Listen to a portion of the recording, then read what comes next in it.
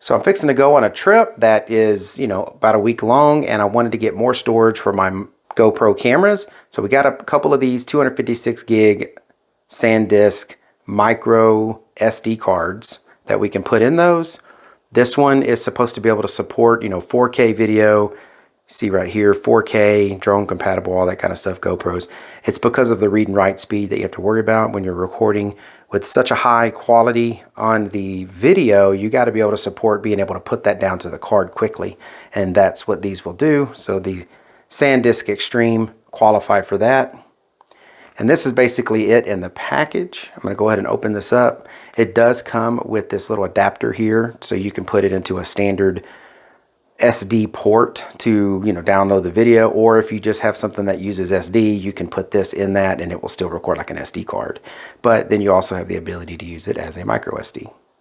So that is why they package these together. Let's go ahead and open this thing up. So one note here, and this is a silly note, but they do tell you where to cut this. I have seen people just go at these cards trying to open up the package and just tearing into it. I mean, if you really just cut it where it says to cut it, it will pull apart with no problem. You'll have this, Rescue Pro software you can download for free. You can pull the little plastic insert out with no problem. You can get to, your cards. So just letting you know, it just does a lot easier if you do that. Then this has a plastic layer on the back. Now you peel it off and you can get to your cards. There you go. So there's the very tiny micro SD. I hope they don't get much smaller than this because I can barely get these in as it is.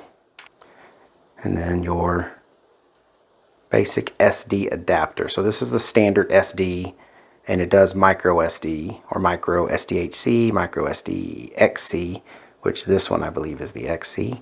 And then you just slide this in there, and then you put it in there. They do have these little switches like the SD cards have to make them read only or not, so you don't accidentally delete your data.